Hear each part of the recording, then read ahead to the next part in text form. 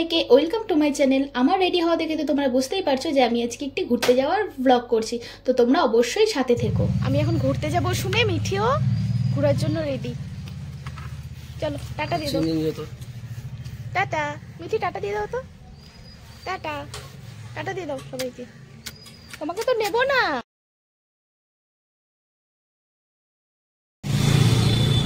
আজকে 26শে জানুয়ারি প্রজাতন্ত্র দিবস। আমরা একটু বেরোলাম ঘুরতে। এখন দেখি এক নতুন স্পট তো না, তবে নতুন ঘোরার জায়গার উদ্দেশ্যে যাচ্ছি। দেখি তোমাদেরকে যদি নতুন কোনো একটা ঘোরার জায়গা দেখাতে পারি সামনে। সেবক কালীঝোড়া ড্যামের, সেবকের যে কালীঝোড়া আছে সেই ড্যামের উপর দিয়ে এই রাস্তাটা। দেখি যাই, যে আমাদের রাজ আসলো, রাজ প্রীতি দুজন আমাদের পার্টনার সবসময় থাকে আমাদের সঙ্গে। নতুন পার্টনার, পুরোনো পার্টনার। আমরা যেদিন ঘুরতে গিয়েছিলাম সেদিন ছিল জানুয়ারি মাসের 26 তারিখ। প্রায় সবারই ছুটি ছিল, আর আজ তো এপ্রিল মাস, তো অনেকটাই লেট হয়ে গেল ব্লগটি আপলোড করতে। তবুও তোমাদের সাথে শেয়ার করছি ভীষণ সুন্দর একটি জায়গা। তোমরা অবশ্যই কমেন্ট করে জানিও জায়গাটা তোমাদের কেমন লাগলো, আর এরকম জায়গা দেখতে হলে আমাকে আরও কমেন্ট করে জানাতে হবে কিন্তু।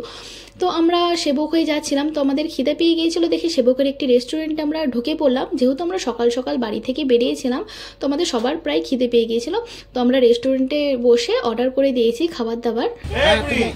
আমি করতেছি তো, এখন আবার করলাম। এইখানে দেখো আমরা নিয়েছিলাম ব্ল্যাক ওয়াটার। আমি কিন্তু আগে কোনোদিনও খাইনি ব্ল্যাক ওয়াটার, তো প্রথম পেয়েছি, তো ভাবলাম একটু টেস্ট করে দেখি। কিন্তু বিশ্বাস করো আমার কাছে কোনো রকম আলাদা কিছু লাগেনি, বরঞ্চ একটা কেমন স্মেল করছিল। তো ওটা খেয়ে আমার রিয়াকশন দেখে তোমরা বুঝতেই পারবে যে এটা কেমন খেতে। খুবই বাজে টেস্ট লেগেছিল আমার কাছে, তবুও নতুন একটু কিছু ট্রাই করলাম। আর ওটার দামও কিন্তু খুব বেশি ছিল আমাদের নর্মাল ওয়াটারের।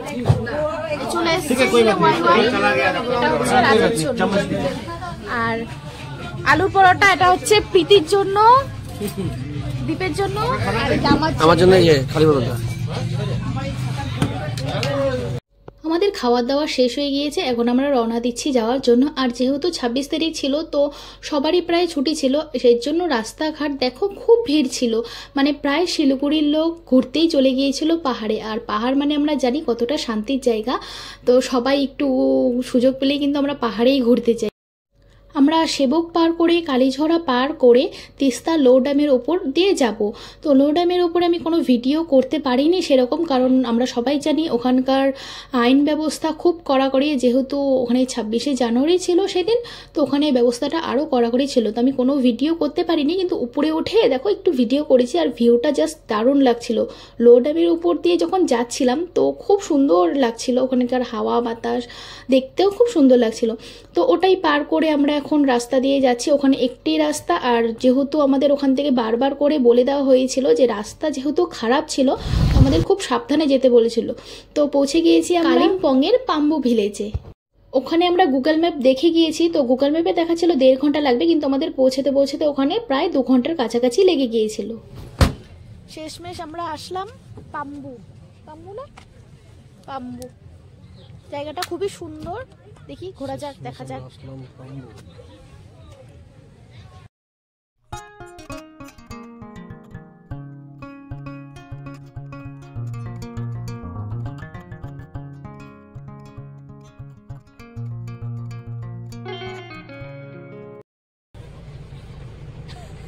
এখন হচ্ছে মেকআপ শেকআপ, ফটো তুলবো আমরা, ওর জন্য মেকআপ। পাম্বু ভিলেজের ওপরে ওঠার সময় আমার চোখে পড়লো পাম্বু ভিউ পয়েন্ট হোমস্টে। তো ওখানে ফোন নাম্বারও দেওয়া আছে, তোমরা গেলে অবশ্যই কন্ট্যাক্ট করতে পারো। তো আমরা একটু উপরে উঠতেই দেখলাম যে একটি শিব মন্দির রয়েছে। শিব মন্দিরটি দারুণ সুন্দর দেখতে, আর ওই দিনকা ছিল প্রচণ্ড হাওয়া, উপরে উঠে খুব শান্তি লাগছিল। আমরা বাইরে থেকে খাওয়া দাওয়া করে গিয়েছিলাম, সেজন্য আমরা পূজা দিতে পারিনি। ওখানে অনেক মানুষই পূজা দিচ্ছিল, তো খুব ইচ্ছা ছিল পূজা দেওয়া। তো নেক্সট টাইম যখন যাব তখন অবশ্যই পূজা দিয়ে আসবো। শিব ঠাকুরের মন্দির দর্শন করা আমাদের হয়ে গেল।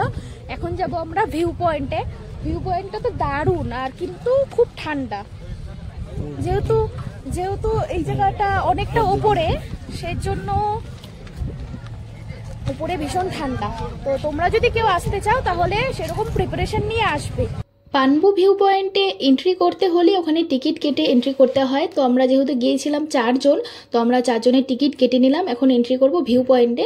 আর ভিউ পয়েন্টটা তোমরা জাস্ট দেখো কতটা সুন্দর। আর আমরা ঠান্ডার দিনে গিয়েছিলাম, ওখানে প্রচণ্ড পরিমাণে ঠান্ডা ছিল যেহেতু অনেক ওপরে, আর সেরকম পরিমাণের হাওয়াও চলছিল। তো ভাবলাম একটু নিচ থেকে ঘুরে আসা যাক। তো নিচে যাওয়াটা খুবই রিস্ক ছিল, আমি কাউকে ওরকম সাজেস্ট করব না যে তোমরা নিচেও ঘুরে আসো। তো আমরা অনেক রিস্কে গিয়েছিলাম আর খুব ভালো মতো ওখান থেকে পৌঁছিয়েছি বাড়িতে। আর দেখো চারপাশটা কোনো রেলিং দেওয়া ছিল না নিচে, তাও আমরা খুব সাহস নিয়ে গিয়েছিলাম যেহেতু ভিউটা দেখতে খুব সুন্দর লাগছিল। আর ওইদিকে দেখো দীপ ডান্স করা শুরু করে দিয়েছে। আর আমরা ওখানে গানের বক্স নিয়ে গিয়েছিলাম। আর আমরা না যেখানেই ঘুরতে যাই গানের বক্সটা কিন্তু কম্পালসারি আমাদের সাথে থাকে, কারণ সব জায়গায় কিন্তু গানের ব্যবস্থা থাকে না। তো আমরা আমাদের গানের বক্সে গান চালিয়ে ডান্স করতে থাকি আর টাইম পাস করতে থাকি। আর ওখানে কিন্তু পাশে পিকনিকও করছিল সবাই, আর ওদের গানে কিন্তু আমি একটু চান্সে ডান্স করে নিলাম। এখন বাড়ি যাওয়ার পালা, যাচ্ছি আমরা বাড়িতে।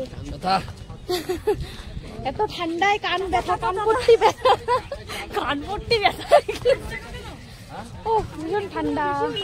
আর এখানে রৌদ্রুর বংশ নেই, পুরো কুয়াশা চারিদিকে। বংশ আছে বাট রৌদ্র নিজে নেই, রোদের দম নেই।